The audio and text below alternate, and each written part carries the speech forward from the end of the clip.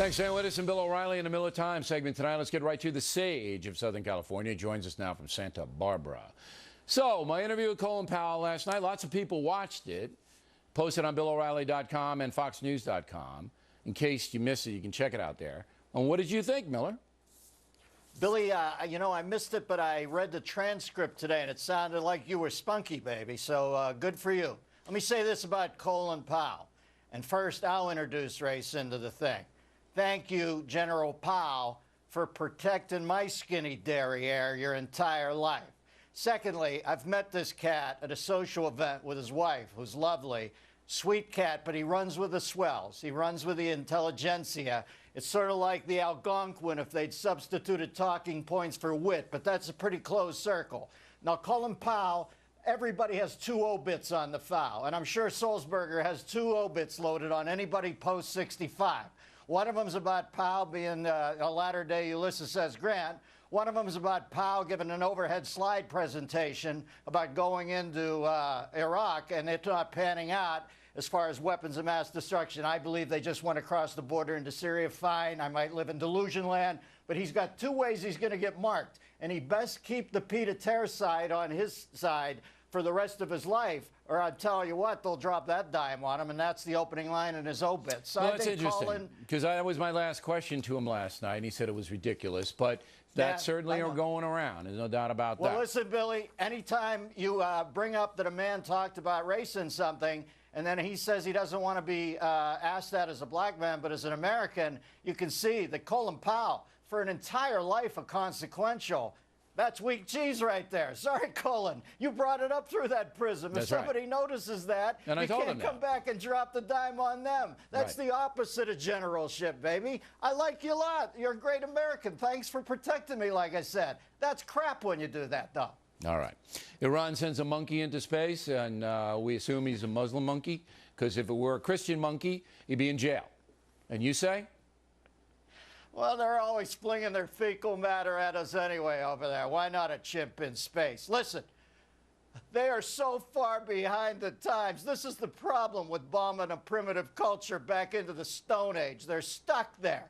I have a friend who works at a realtor over there for Century 4. What are they going to come up with next? Danger Will Robinson next year? Listen, you see these parades in Mosul and Tikrit, these maniacs crowd surfing coffins down the May Drag in the middle of the afternoon? Does it look like space travel's a big deal to them? Trust me, the Muslim... They want to colonize, though. They want jihad on the moon.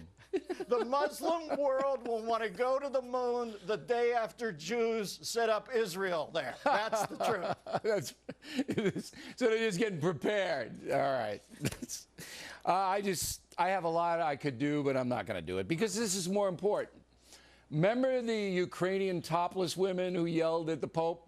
Remember? Is she the woman who taught you grammar and that on your show? That's it. No, it wasn't her.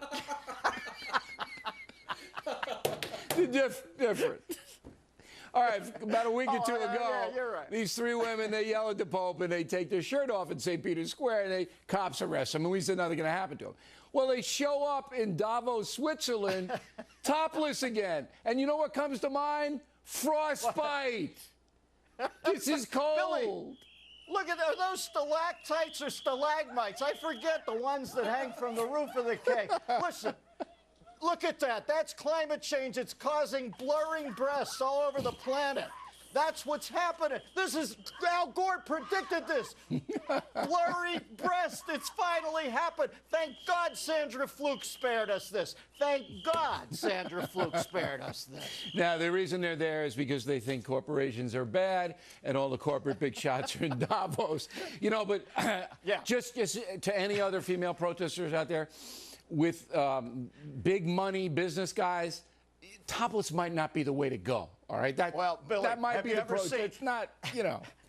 Have you ever seen more Swiss cops want to come down on one side of things in your life? They were doubling out like maniacs. I worked for free. There was a lot of yodeling going on. That's all I know.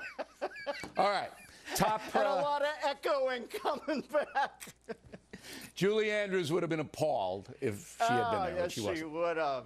All right. Yeah, Harris poll on over there. Harris poll on best personalities. We got a minute. Number one, Ellen DeGeneres, most popular personalities on TV.